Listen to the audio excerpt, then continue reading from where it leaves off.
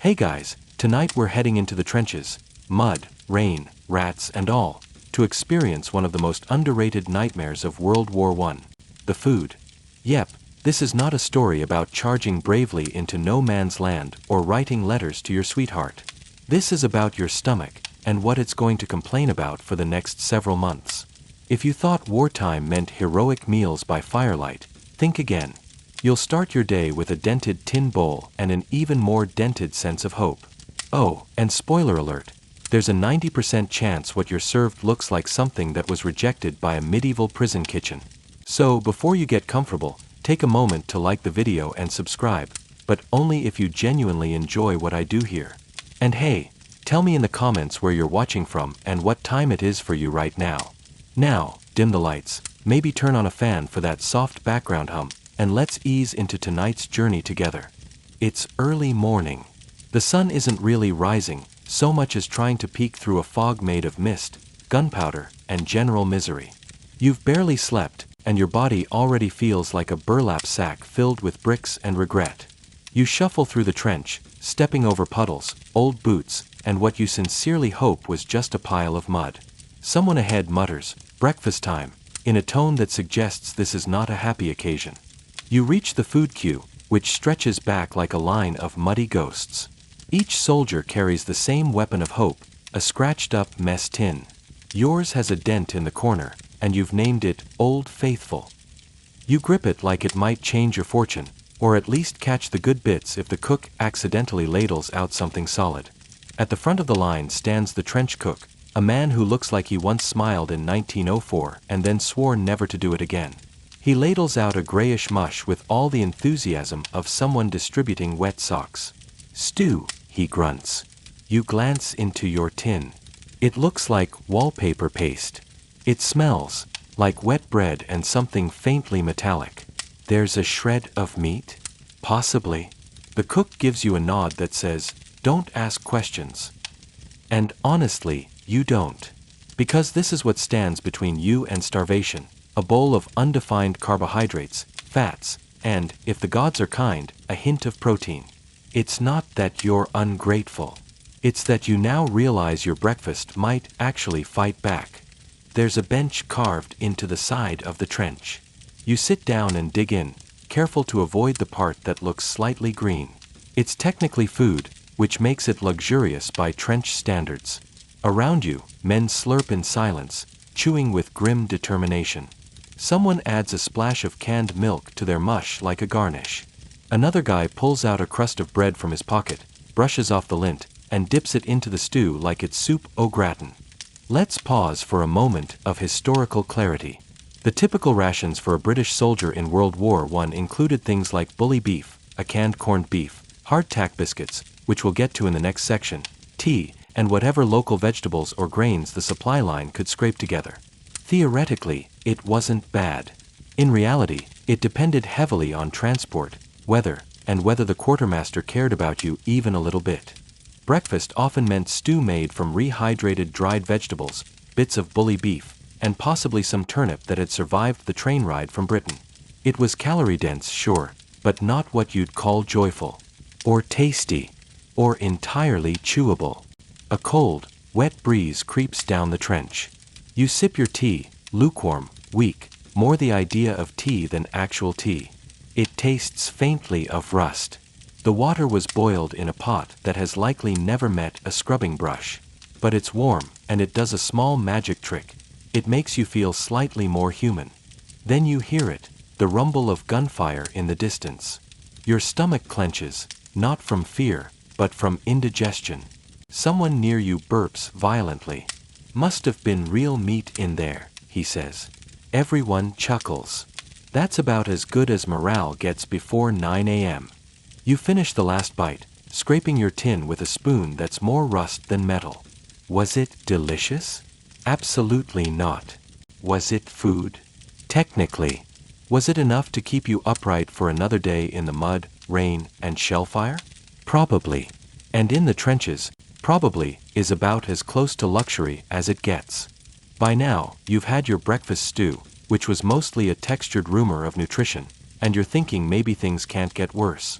But then you bite into your hardtack, and it bites back. The first thing you learn is that this isn't bread. It's more like a weaponized cracker. You knock it on the edge of your tin cup and it makes a sound that suggests it could hold up a collapsing trench wall if needed. Some soldiers soak it in tea. Some bang it against rocks to crack it open. You, brave soul, just try your luck with your teeth. Hardtack, also known as a tooth-dulling biscuit, was issued to soldiers as a long-lasting food item. It was made of flour, water, and despair.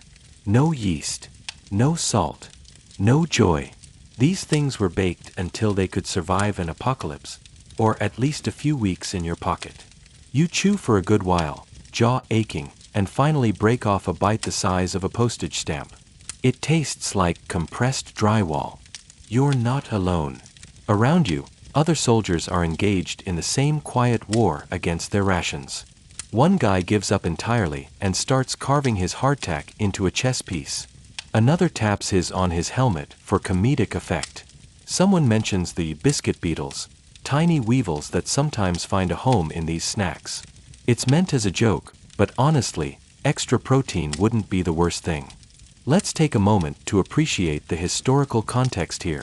Hardtack dates back centuries and has been part of military rations from the Napoleonic Wars to the American Civil War. Soldiers have hated it with passionate intensity through every era. In World War I, the British Army issued it in part because it could survive shipping across the English Channel without turning into mush. Historians still argue about just how common the bugs really were, but trench folklore insists that if it doesn't crawl, it's safe to eat. Mostly. A sergeant walks by, chewing something that looks like rubber and probably is. He nods at your biscuit. Try boiling it, he suggests, without slowing down. You file that away as something to maybe try next week, if your teeth survive today. Now you might be wondering, was this the worst part of the trench diet? Oh no. This is just the crusty appetizer. Lunch is coming, and so is more bully beef. But for now, your lunch is likely a repeat of breakfast, except colder. There's a kind of hierarchy in the trenches. Hot food is a rare treat, and cold food is, well, the norm. And when cold, even stew starts to look suspiciously gelatinous. So, while you gnaw your way through the hardtack, you try to remember that calories are calories. Your body needs the energy. You're burning it fast here, marching, digging, freezing. If nothing else, your jaw workout today will make you the strongest chewer in your unit. In a pocket, you find a single boiled sweet from a care package sent weeks ago. It's sticky, half dissolved, and covered in lint. You eat it anyway. It tastes like citrus and distant memories of comfort. For 2 minutes, you feel like a human being again. By the time midday creeps over the muddy sky, your stomach has stopped complaining, not because it's satisfied, but because it's resigned. A kind of trench zen. You're not full, not really, but you're no longer starving. You've earned that little hollow feeling in your gut, like a badge. And honestly, that boiled sweet? The best thing you've tasted in weeks. Your stomach is reluctantly settling into the routine, but now comes the fun part. Cooking, trench style. You might think you get your food delivered neatly from a field kitchen. And technically, that's not wrong. But the distance between delivered and edible is a muddy, soot-covered minefield of improvisation. You're crouched in a dugout with your mates, trying to coax heat out of a little contraption called the Tommy cooker. It's essentially a tiny can of solidified fuel. Think of it as a pocket-sized disaster waiting to underperform. You've balanced your mess tin above the flickering flame, hoping your stew doesn't just burn straight down the middle while the edges remain ice cold. A good day is when your spoon doesn't bend trying to scoop it. In theory, this is lunch, reheated leftovers from breakfast. In reality, it's a ritual. You take turns fanning the cooker. Someone offers a broken bayonet as a stirring stick. Someone else swears that if you sing to the stew, it cooks faster. Desperation makes you a believer. There's a shared understanding here. Food isn't just fuel. It's a small rebellion against the mud, the boredom, and the endless, aching cold.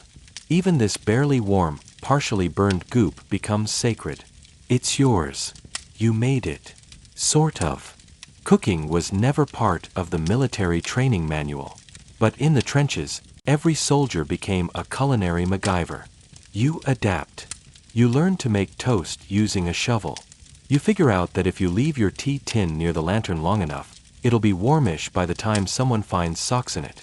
One bloke in the next company rigged a makeshift oven out of a biscuit tin, 3 bricks, and the heat from his resentment. It worked for one meal. Then it exploded. There's some debate among historians about how common it was for soldiers to cook their own meals rather than rely entirely on rations from the field kitchens. Some accounts say hot meals were delivered regularly.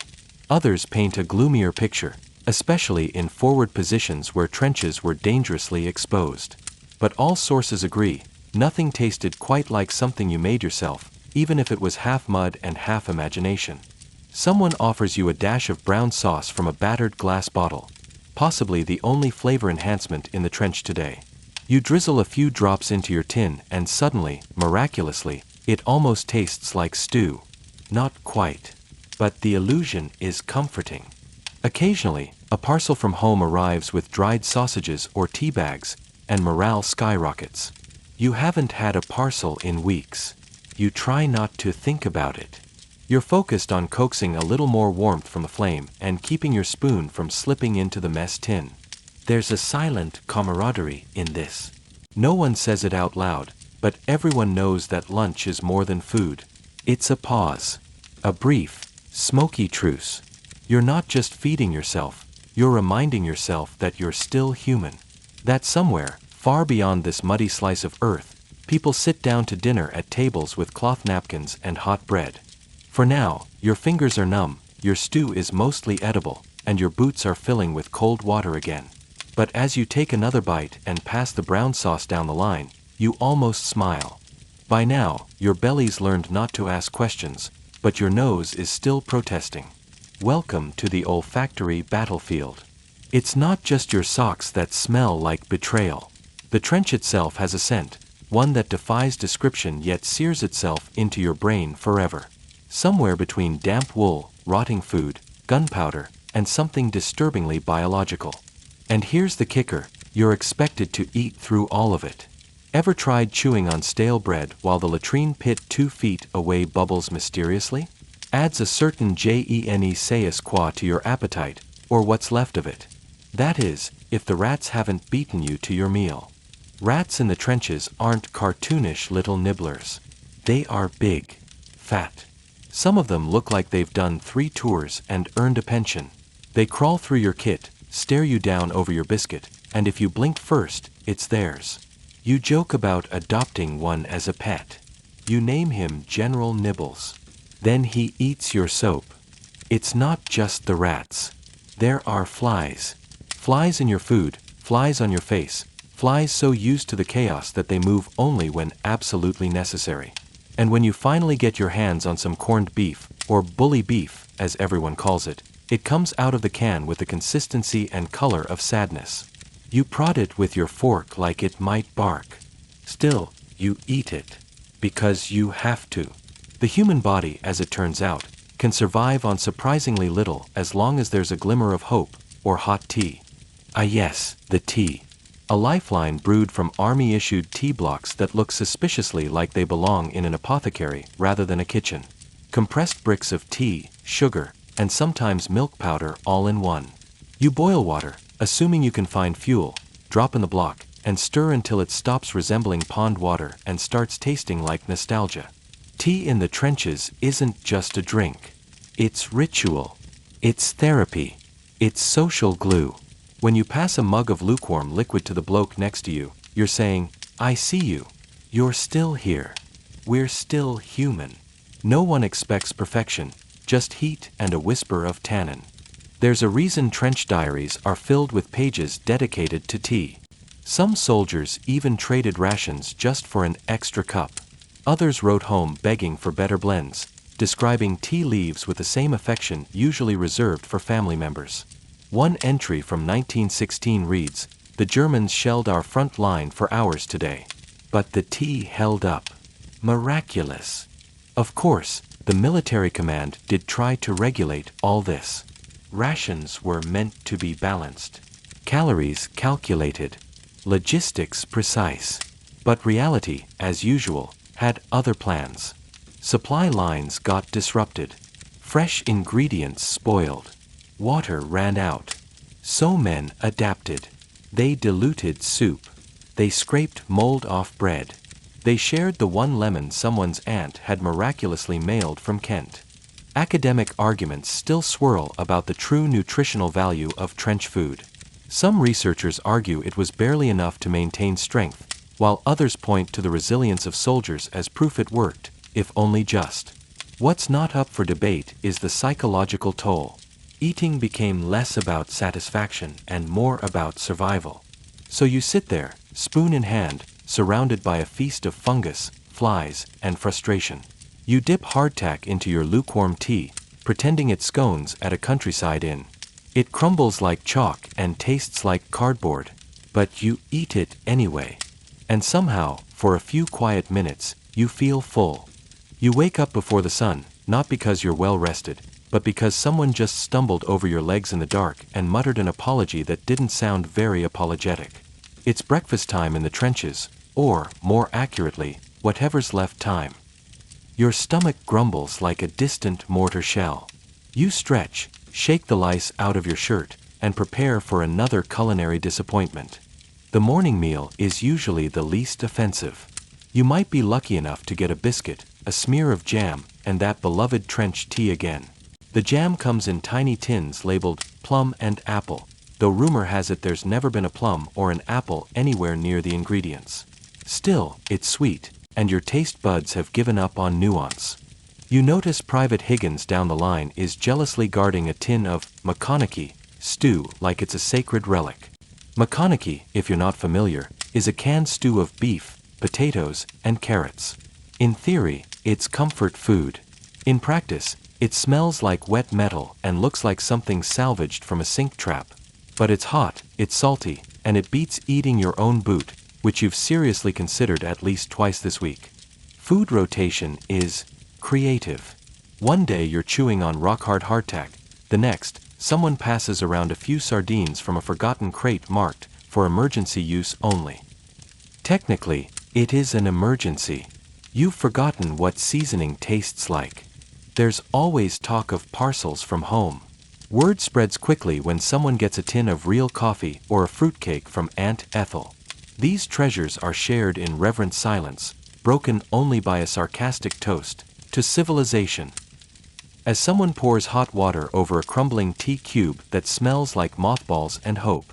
And sometimes, for no clear reason, things improve. A batch of fresh bread makes its way to your trench section. It's warm. It's soft. For a few glorious minutes, men become poets. You hear whispered phrases like bready embrace and cloud of yeasted heaven. Then it's gone. The rats get the crumbs. The memory lingers. Meal preparation is part luck, part improvisation. You've boiled water over fires made from stolen fence posts and served beans out of helmets. One time, you caught a mouse. You didn't eat it, but you thought about it. Another time, someone tried to cook onions from a nearby French field. The smell made the entire trench line weep, partly from joy, partly because the onions were still attached to the dirt. Some men are trench chefs. They hoard spices smuggled in from home, trade chocolate for curry powder, and can make bully beef taste almost edible. Almost. Others just toss everything into a pot and hope for the best. You've eaten more mystery stews than you care to admit, each with its own strange personality and a lingering aftertaste that might be despair. Academics still debate how soldiers maintained morale with such miserable diets. Some argue the food became symbolic, a shared hardship that bonded men together. Others point to the rare moments of indulgence as morale boosters: a cigarette after stew, a piece of chocolate on Christmas, a flask passed hand to hand in the dark. And then there's the matter of digestion. Let's just say the trenches didn't come with modern plumbing. The latrines are little more than pits. Your digestive system learns quickly to cooperate with whatever limited privacy you can find. You become a master of timing. You develop a sixth sense for when it's now or never. And you pray that whoever's on lookout isn't watching too closely. You learn to appreciate the small wins. A bite of unspoiled cheese. The crunch of something that's not a rock. The miracle of a hot meal not shared with rodents. These are the moments that remind you you're still human. Because in the trenches, food isn't just survival, it's identity. It's the one thing you have any control over. What you eat, when you eat, how much you share. These choices matter. They remind you that beyond the mud, beyond the rations, beyond the ceaseless thunder of war, there's a person in there somewhere. A person who still dreams of roast dinners, of warm pies, of something, anything, served on a plate instead of a shovel. Lunch, if you can call it that, is less a meal and more a loose concept. There's no bell, no orderly line, no sandwich neatly wrapped in wax paper with a note from home. You don't even realize it's lunchtime until someone 2 trenches over yells, "Beans again!" in a voice that's somewhere between resigned and revolted. You fish through your kit and produce your own tin of army-issue legumes, already dented, already cold. You squint at the label, which might as well read, "Contents, Uncertainty." You set it near the fire, if you're lucky enough to have one going, and crack it open with the same trench knife you use for pretty much everything. Shaving, prying, digging, spreading jam, yes, even stabbing, once. You never ask what's in the beans, because the answer might be nothing. They're filling, in the same way that a wet sponge is filling. At least they don't crunch. Usually. Sometimes you get something called pea soup with horse meat. That name is a lie on multiple fronts. It contains neither recognizable peas nor discernible horse. The color is best described as battlefield beige. Still, it's warm. Still, it's technically food. And still, you eat every last spoonful. Because you're not sure when you'll eat next. When the fighting picks up, meals go out the window. Literally. If shells are flying, food distribution halts. You huddle in the mud, clutching your helmet and wondering if that biscuit in your pocket is too soggy to salvage. Some guys carry emergency chocolate, small, waxy rectangles of fuel meant to keep you moving. It tastes like regret but gives you just enough energy to dig, crawl, or curse the Kaiser with creative passion. You learn to eat quickly.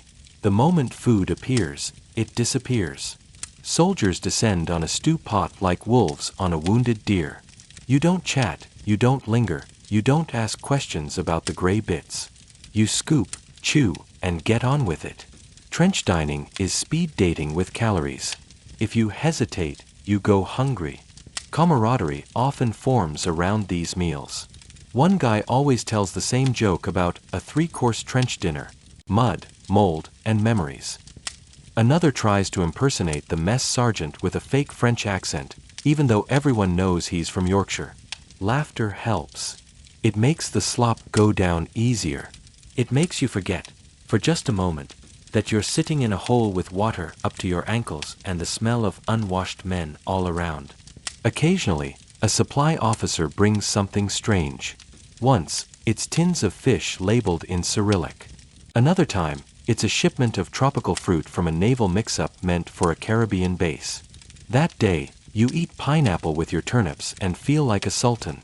You lick the syrup off your fingers and try to remember the last time you had a meal without wearing boots. There are still letters from home, sometimes with small treasures tucked inside. Cookies turned to powder, brittle tea bags, or wrapped sweets. These are currency. 1 boiled sweet might trade for an extra pair of socks. 2 gets you a seat by the fire. You dream of the food described in those letters, roasts, puddings, fresh eggs, and try not to salivate too obviously. Academic historians argue over how much trench diet influenced soldier morale. Some say the lack of nutrition directly affected performance and endurance. Others claim that the predictability of bland food provided a small anchor in the chaos of war.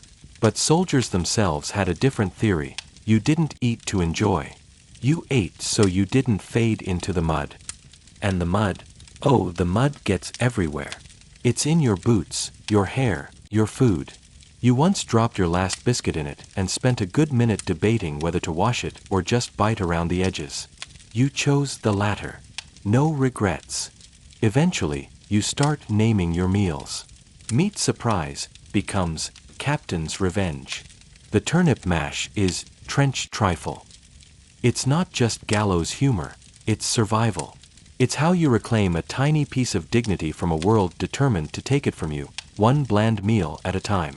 By now, your stomach has adapted, or surrendered, to the trench diet. Hunger is no longer a sharp pang but a background buzz, like tinnitus for your gut. You've stopped complaining. So has everyone else. The complaints have been replaced with theories.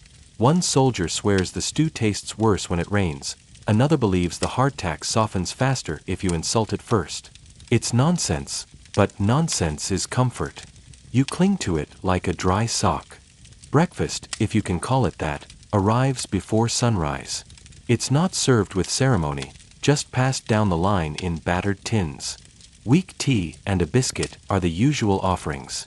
The tea is the color of ditch water and somehow manages to taste thinner. There's no sugar, of course, and the milk is more of a fond memory.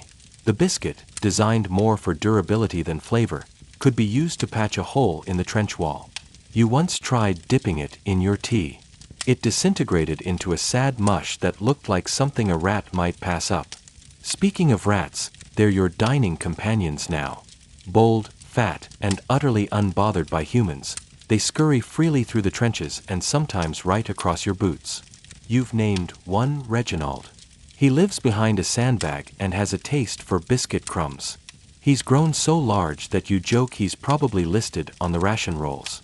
There's something oddly comforting about Reginald. He's predictable, reliable. Unlike the rations, which change based on supply lines, the weather, or pure military whim. Some days you get a surprise, a tin of makoniki, a stew of meat and vegetables named after the company that produced it. You recognize the potatoes immediately, translucent cubes that jiggle unervingly. The meat might be lamb, beef, or whatever was on the floor that morning. Historians still debate whether it was better hot or cold. You vote for buried.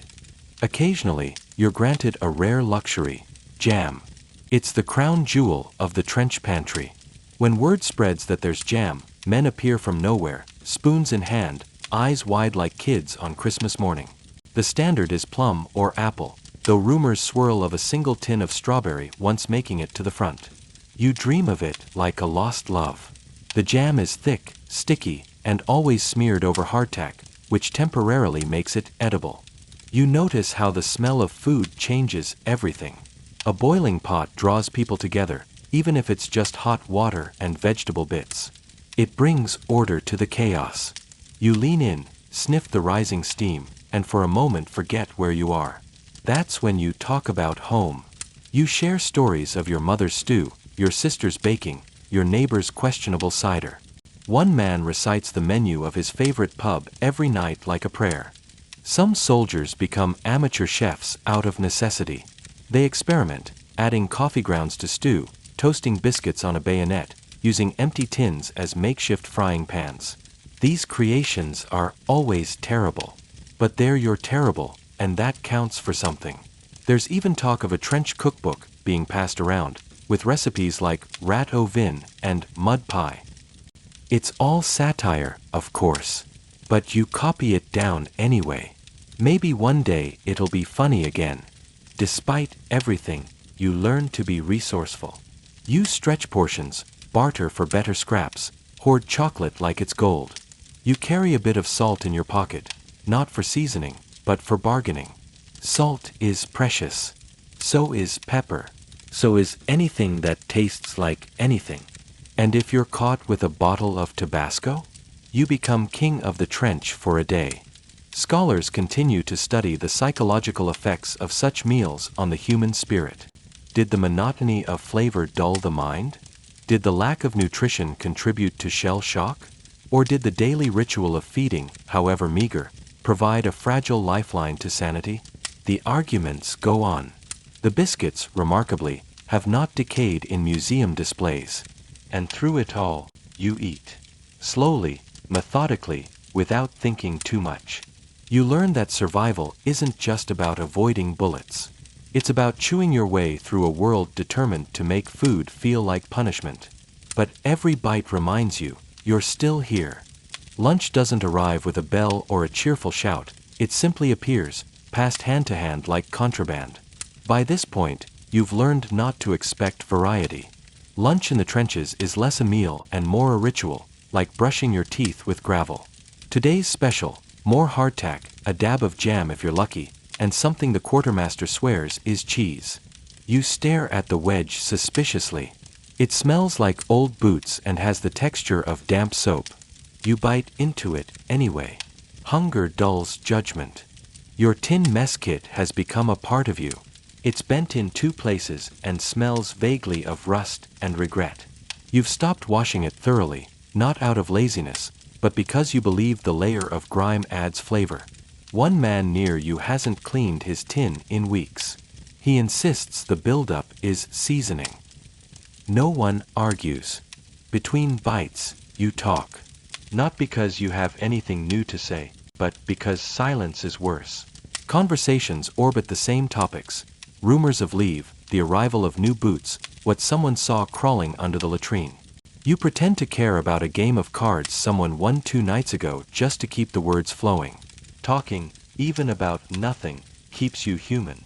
The officers, you notice, eat slightly better. Not luxuriously, but their stews have more meat, their biscuits seem fresher, and occasionally they receive actual butter. You don't envy them exactly, but the sight of a hot cup of coffee in an officer's hand is enough to make your eyes linger just a second too long. Some soldiers volunteer for errands just to sneak an extra ration from the officers' stores.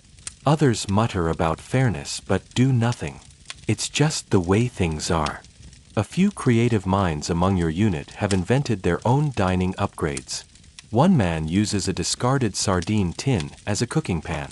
He's managed to make something that resembles scrambled eggs once, using powdered rations, water, and some mystery herbs he foraged nearby. Everyone applauded. He's now unofficially known as Chef. His culinary masterpieces are grim but edible, and he always shares. You've learned that eating is not always about taste, it's about rhythm. Meals divide the day. Breakfast marks survival. Lunch marks endurance. Dinner, if you're lucky, marks hope. Even a handful of raisins or a spoon of warm beans becomes a lifeline. A small moment to anchor yourself to something predictable. On truly bad days, after a long bombardment or a failed raid, the meals taste like ash. Not because of what they are, but because of how you feel. You've seen men eat in silence with trembling hands, their eyes staring past the mess tin into something only they can see. No one interrupts them. Not even Reginald the rat. The food sometimes carries messages. Notes smuggled in with canned meat from home. Scrawled words like, "be safe," or "love you," written in pencil, then folded carefully into waxed paper. You treasure those more than the meal. Some men keep the notes in their breast pockets, close to their hearts, even when the paper turns yellow and soft. Once, you received a care parcel from a stranger. It included socks, a chocolate bar, and a small tin of toffee. You didn't know the sender, just a name scribbled by someone's aunt or neighbor. That toffee tasted like heaven. You didn't even chew it. Just let it dissolve on your tongue like a secret you wanted to keep. There's still debate among historians about the nutritional quality of trench food. Some argue it was adequate for the time. Others insist it barely sustained the soldiers physically, let alone mentally. What they all agree on is that food was never just food. It was morale. It was memory. It was the one part of life that could, in small doses, still taste like peace. You finish your lunch, wipe your fingers on your trousers, and pass the tin to the next man. Another bite of sameness, another loop in the daily cycle. But in that sameness, there is strange comfort. You know what's coming. And in a world of chaos, that counts for something. Dinner, if you can call it that, arrives just after sunset. The sky over no man's land fades into bruised purples and smoky grays, and someone mutters, "Here comes the stew." It's not stew in the way your grandmother might have made. There's no slow-cooked flavor or tender meat, no careful blend of herbs. This version is a mysterious grayish mash, affectionately referred to by the men as slop. The smell is oddly metallic, and the texture is like wet paper, but it's warm, and that counts for more than taste these days. You stand in line, mess tin in hand, not expecting much but hoping the guy ladling it out is feeling generous. Tonight's dinner includes 2 scoops of the mush, half a crust of bread, and a whisper of something that might once have been cabbage. It's not glamorous, but you're starving. By the time you sit on your usual overturned ammo crate, you're halfway through the meal. Dinner in the trenches is when the humor starts to return. Maybe it's the day's exhaustion, or the slight rise in blood sugar, but jokes start bubbling up. Someone does a terrible impression of the captain. Another sings a few bars of a music hall song, off-key, of course. Laughter spreads in low waves, quiet enough not to draw attention from enemy ears, but real. One man's laugh is so wheezy it sounds like a dying kettle. It sets off a chain reaction that nearly makes you drop your spoon. You're not exactly enjoying dinner, but you're feeling something close to okay. That's rare. You savor it. There's a man across from you who eats with ritual precision. Every night, same bites, same order. He cuts his bread in half with a broken bayonet and uses a tin lid as a plate. No one mocks him for it. In fact, it's become comforting to watch. Like a performance that tells you some part of the world still follows rules. Sometimes, if the supply lines are kind and your luck is abnormally good, you'll get jam, apricot, plum, or the mysterious red. No label, just color. It's sweet, which is all that matters. You once traded half a pack of cigarettes for an extra spoonful. No regrets. Then there's tea. A tepid, muddy brew that you'd never drink back home but now feels like nectar from Olympus. Even when the water tastes vaguely of tin and trench funk, the ritual of it matters. Holding the warm cup, even if it burns your fingers a little, reminds you that you're still alive. Still here. Still sipping something vaguely familiar. Someone has a harmonica, and though they only know one tune, they play it every night. Tonight, it's "Pack Up Your Troubles" again. You hum along because you know all the words, and because if you don't sing, you might start crying. Dinner is also the time when stories surface. Not from today, no one wants to relive that. But from before the war. You hear tales of city bakeries, fishing trips, dogs named Buster. Someone mentions his mom's Sunday roast, and for a moment, the whole group goes quiet, as if collectively trying to taste it in their minds. That silence is its own kind of prayer. You think about food back home too. About toast and butter. About thick soups in real bowls. About biting into an apple that crunches and drips. It's not torture, this remembering. It's survival. Your body might be stuck in this damp slice of hell, but your mind? It's feasting somewhere else. Historically, dinner rations in World War I were uneven. Some divisions ate better than others. Some days, soldiers got meat pies and condensed milk. Other times, they survived on nothing but dry biscuit and boiled water. Historians still debate whether this inconsistency was due to supply challenges or poor planning. What's clear is that soldiers learned to make the best of whatever they got. You scrape your mess tin clean, even though you swore halfway through that it wasn't worth finishing. Hunger makes a liar of everyone. Then you rinse it with a bit of water, or if you're feeling brave, leftover tea, and tuck it away. The night shift's coming, and dinner might have been your last quiet moment for a while. After dinner, the trench sinks into a kind of heavy stillness, like the world is holding its breath. You sit back against the wall of your dugout, belly not exactly full but no longer growling. That's a small victory.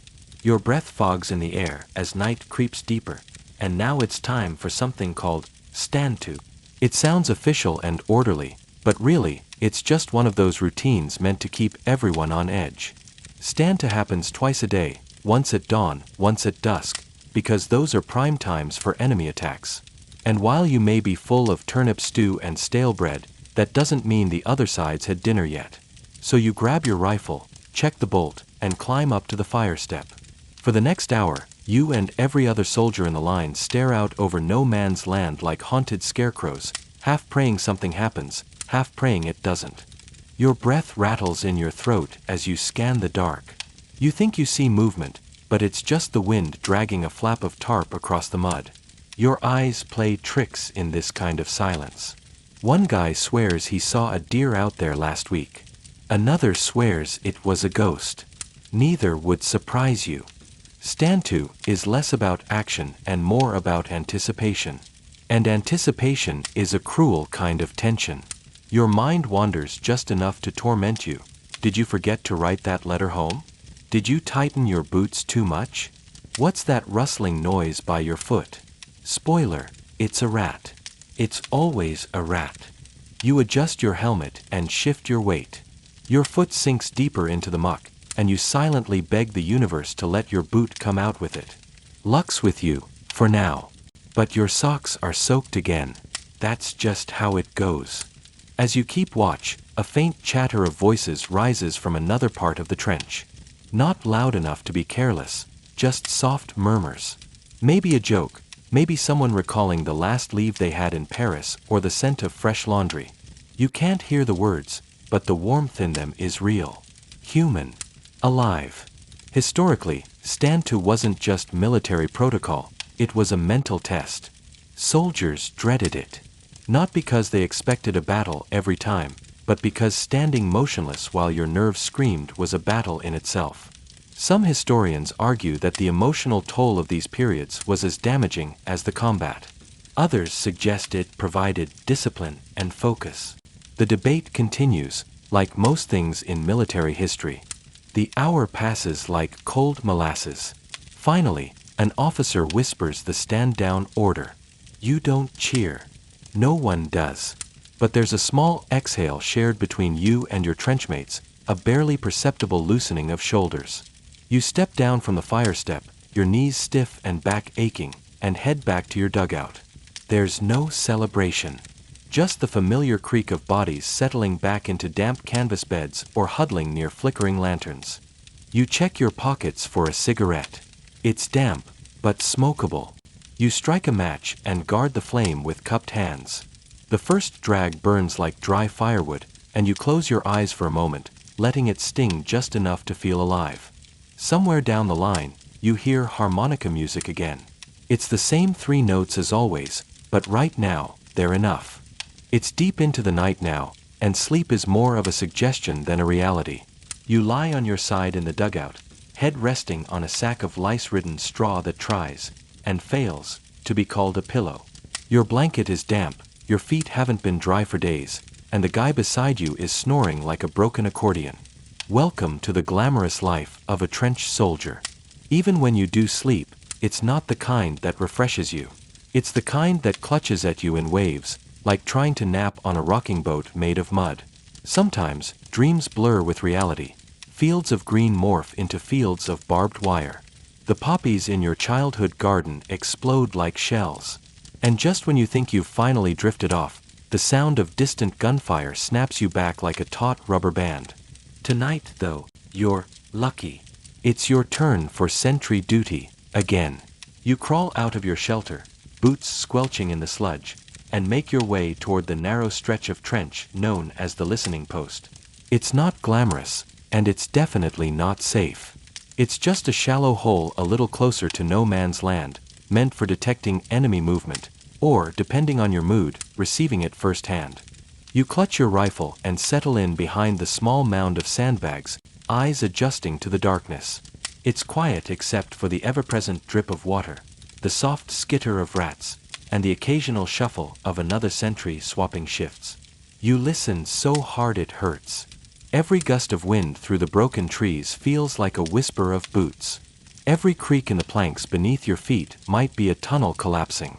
And yes, tunnels were a thing.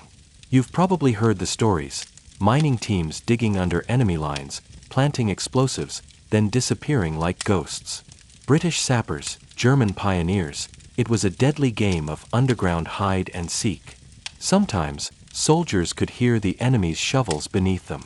They'd lie on the ground, cheek pressed to the dirt, trying to guess how close death was with nothing but a stethoscope and their own pounding heartbeat. You listen harder now. Just mud. Just wind. Just your breath. At some point, Your mind drifts again, as it always does during these quiet stretches. You think about breakfast. Not the army kind, but real breakfast. Eggs fried in butter. Fresh bread, still warm from the oven. Coffee that didn't taste like it was brewed through a boot. Maybe even honey, if you're dreaming big. Instead, you know what you'll get in a few hours. Cold tea and hard biscuits that could crack a tooth if you're not careful. Historians often note how much of trench life was defined not by violence but by waiting. Waiting for orders. Waiting for letters. Waiting for the next shell. The boredom, some argue, was its own kind of psychological warfare. A few even say that idleness broke more men than bullets. Others insist these quiet hours were essential moments of mental recovery, where laughter, card games, and memories stitched soldiers back together. You shift your weight again. A rat darts across your boot, bold and unimpressed by your presence. You resist the urge to chase it off. What's the point? It'll be back in 10 minutes, probably with friends. Your hour ends without incident, which is the best possible outcome. Another soldier appears, muttering something half asleep, and you trade places without a word. You return to your corner of the dugout, shrug off your gear, and wrap yourself in your itchy blanket. The straw pokes your ribs. Your socks are wetter than before, but your eyes are already closing. You're not sure if you're sleeping or just hallucinating sleep, but either way, the war fades for a moment. In that moment, you're not a trench soldier in France. You're just a tired human being, clinging to whatever fragments of peace your brain can conjure. Morning creeps in not with sunlight, but with a faint gray smear that doesn't so much rise as just sort of leak into the trench. You open your eyes to a sky the color of old dishwater and realize your neck has been twisted at a weird angle for the last 3 hours. A chorus of coughs, groans, and the occasional swearing marks the universal trench alarm clock.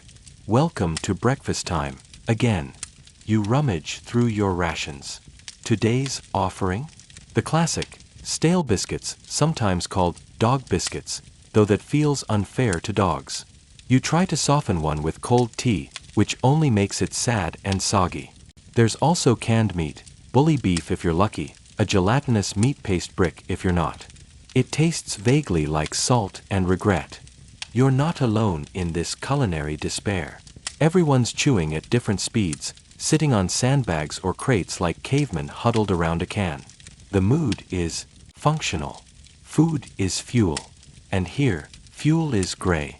Still, if you're lucky, someone might have a tin of jam, plum and apple, maybe, if the supply god smiled that week. It's doled out like treasure, each man dipping a spoon in like he's panning for gold. Some soldiers have taken to mixing jam with biscuit crumbs to make a kind of trench trifle. Desperate times, innovative desserts. And then there's the trench tea. It comes pre-sweetened, which sounds nice until you realize it's sweetened with saccharin, not sugar. It tastes like someone whispered the idea of sweetness into a puddle. You drink it anyway, because it's warm and wet and your throat feels like sandpaper from the mud and gas cocktail in the air. A runner comes down the line with a sack of new rations, some cracked tins, maybe a bit of cheese. It's moldy, of course, but mold just means flavor now. One of the men sniffs it and shrugs. Smells like home, he jokes. Everyone laughs, because if you don't laugh, you'll cry. Breakfast blends seamlessly into nothing o'clock, that long, stretched-out period where nothing much happens, yet everything might. You clean your rifle for the 4th time this week. Someone else boils their socks. You exchange gossip from the next trench over. Apparently, the Canadians got fresh bread yesterday. Jealousy has never felt so raw. But don't think this is purely passive. Every morning, there's stand to. You already did it before breakfast, everyone up, rifles ready, waiting for an attack that doesn't come. The logic is old, most assaults happened at dawn. So every dawn, you brace yourself just in case. And every dawn that passes without violence is a tiny, silent victory. Somewhere in the background, you hear a faint melody. A harmonica. Jenkins, 3 dugouts down, always plays the same tune, something between a lullaby and a funeral march. The notes wind through the trench like smoke, softening the edges of the mud and the rust and the stink. There's talk of rumors. A food convoy was seen heading in your direction. Maybe even bacon. Maybe eggs. Maybe rumors. One man swears he smelled coffee last night. Another says he saw a chicken. Everyone chooses to believe what they want, because belief is half the battle here. History books like to document the battles, the movements, the high commands. But the meals? The soggy biscuits and saccharine tea? These moments shaped the rhythm of trench life far more than gunfire.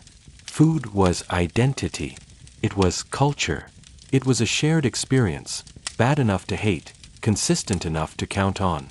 And scholars still argue about how it all really worked. Some say soldiers adapted remarkably well to the conditions. Others argue that chronic undernourishment broke down bodies and spirits alike. Maybe both are true.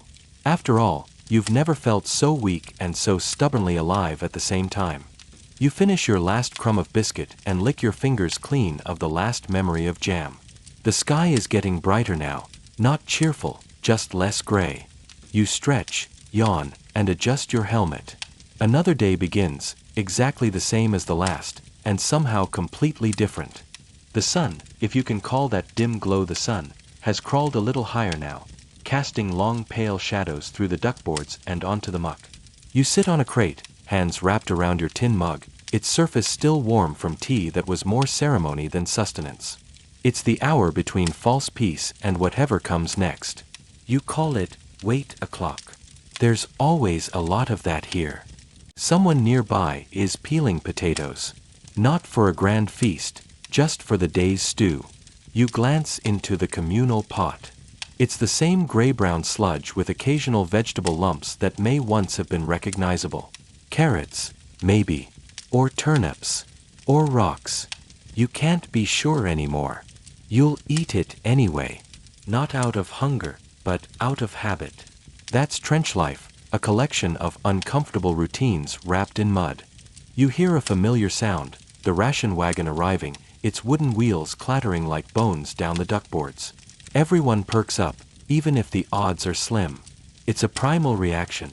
Hope against all logic. You line up with your mess tin, more for the ritual than the content. The soldier in front of you turns and mutters, "Bet it's stew again." You both laugh. Of course it is. The cook, a man named Clark with a mustache that seems to defy the laws of physics, ladles out portions with exaggerated flair. Today's delicacy, mystery mash, with a hint of despair. You thank him with mock solemnity, then trudge back to your corner of the trench, balancing your precious stew like it's a sacred relic. You take a bite. It's warm. That's the nicest thing you can say. Some of the others have begun making trench cookbooks, tiny notebooks filled with parody recipes.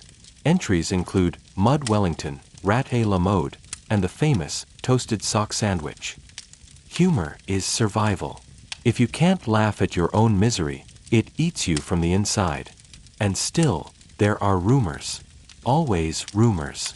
The French line supposedly got proper beef last week. One guy claims to have seen real butter. Another swears he heard a chicken cluck near headquarters. The chicken rumors are persistent, like trench myths. No one's ever seen it, but everyone believes in it. A symbol of better days, or at least better meals.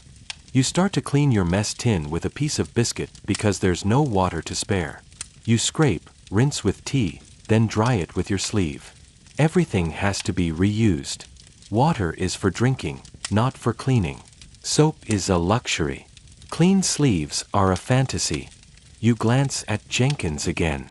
He's sketching a loaf of bread into his notebook, painstaking detail, right down to the crust. Art therapy, he calls it. But it's more than that. Drawing food you can't eat is a weird kind of comfort, like tricking your stomach into remembering. You ask him what he misses most. Toast, he says without hesitation. Crunchy, with butter that melts into it. You nod. The word toast hangs in the air like perfume. Academic debates often skip over these parts. They talk about supply chains and logistics, not about how eating the same stew for 40 days straight can make you question your will to live. Some historians argue that the diet was technically nutritious. Others point out the soldiers were underfed and overexerted, leading to fatigue, scurvy, or worse. The truth? Probably somewhere in between. You're full enough not to faint, but hungry enough to fantasize about stale cookies. Afternoons in the trenches stretch out like bad novels. Nothing happens, but you can't stop reading. So you pass time talking about food. Your favorite meal back home. The smell of bakeries. Roasts at your grandmother's house. The food doesn't even have to be real.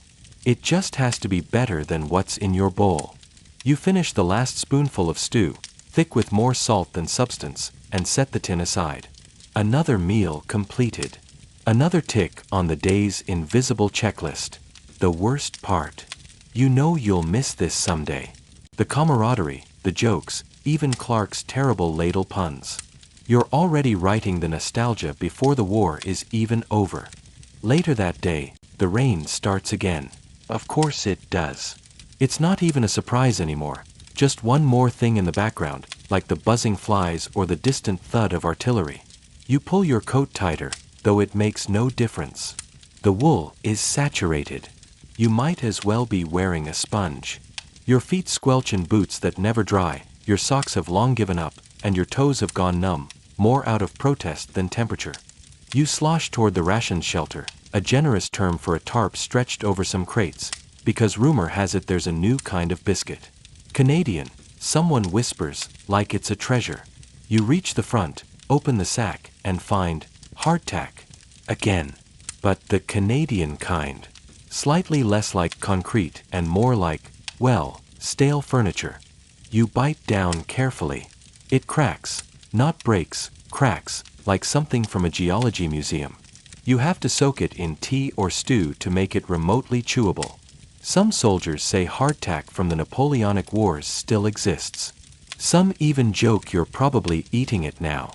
The shelf life is theoretically forever, which feels more like a threat than a benefit. Lunch, if you can call it that, is over fast. You sit on an ammo box, belly half full, thoughts drifting. It's not hunger you feel exactly. It's the opposite of satisfaction.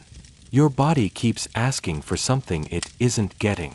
Freshness, crunch, texture, and taste. How you miss taste. You remember meals from before. A tomato with actual juice inside. Eggs that didn't bounce. Cheese that didn't sweat weirdly in the tin. At home, food had personality. Here, it's just calories. You look around. Jenkins is licking a spoon like it holds the secret to happiness. Clark is composing a new stew ode. Someone else is sniffing a can of bully beef like a sommelier. Hunger does strange things to people. Every once in a while, someone gets a parcel from home. That's when things get interesting. Cakes wrapped in too many layers. A tin of jam. Even a slice of cured meat if the sender was feeling generous. It's not about the quantity, it's the shock to the system. Real food, with flavor and love baked into it. The kind that makes you cry a little without knowing why.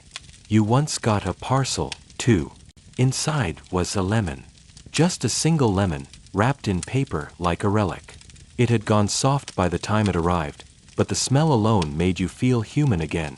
You cut it into slices, gave some away, and sucked on your wedge like it was sacred. Jenkins made a sketch of it. You kept the peel for weeks, drying it on your bunk like an air freshener. Some soldiers have developed elaborate rituals around meals. One guy won't eat until he salutes his biscuit. Another sings to his stew to wake up the flavor. Clark sometimes lights a match before serving, claiming it adds a campfire spirit. It's all nonsense, but it helps. Historians often talk about the Great War in terms of battles and treaties, but they miss the small truths, like how morale hinged on jam. The British Army tried to provide 4,000 calories a day, but with supply issues, that number often dropped. Soldiers would trade socks for chocolate or risk punishment for stealing sugar. Food wasn't just survival. It was identity, memory, and sometimes defiance. You hear that the Americans brought donuts and coffee when they joined. That rumor has spread like wildfire. Now everyone dreams of fried dough and hot mugs. Do you think they'd share? Someone asks. If they see our faces, maybe. You close your eyes for a moment, imagining a proper meal. Cutlery, linen, steam rising from a real plate. Maybe someday. But not today. Today, you wipe your hands on your already muddy trousers and head back toward the line. Rain still falling. Mud still sucking at your boots. But in your pocket, you've got half a biscuit saved. Just in case. The next morning, if you can call 4 a.m. morning, you're woken not by an alarm, but by the whisper of boots on mud and the low murmur of nervous voices. Word spreads quickly, there's a ration inspection. And more importantly, a new batch of supplies. You stretch out your aching limbs, roll off the wooden plank you've come to think of as bed, and prepare yourself for the culinary equivalent of opening a mystery box. The crates arrive with all the fanfare of a royal procession, only muddier and with more coughing. A sergeant pries one open with a bayonet and pulls out canned stew. Surprise! You queue up, mess tin in hand, already bracing for disappointment. This one claims to be beef with vegetables, but you know better. You watch the gelatinous glob slide into your tin, its shape not changing at all on impact. It's like the stew has a personality, a suspicious one. Still, you eat it. Because you have to. Because your body has stopped being picky. Somewhere down the line, your standards surrendered. And now you get excited about stale bread. You crave the sour tang of vinegar in pickled cabbage. You daydream about a square of chocolate like it's a lover you left behind. You have learned to assign value in strange places. A biscuit that isn't too hard. Tea leaves that aren't already twice brewed.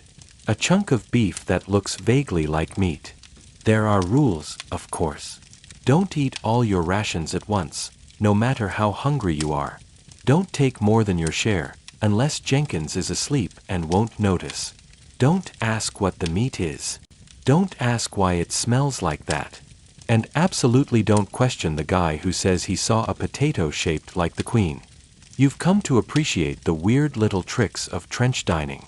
Some guys melt chocolate into their tea. Others spread jam directly onto bully beef and call it front-line pâté. When salt appears, it's treated like gold dust. Even the act of unwrapping a ration is a moment of ceremony. It might not be gourmet, but it's yours. One afternoon, the weather clears, momentarily.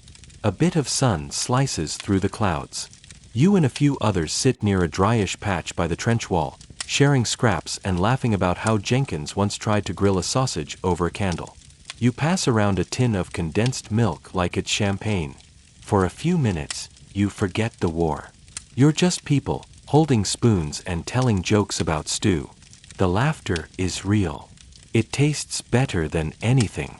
Later, as night sets in again and the cold creeps back into your bones, you nestle into your usual corner with what's left of your rations. Maybe a spoonful of jam. A final biscuit crumb. You chew slowly, letting it last. Some say the army fights on its stomach. You believe it. Food keeps you moving. It gives shape to time. And when everything else falls apart, at least you can count on the next meal, however strange, gray, or suspicious it may be.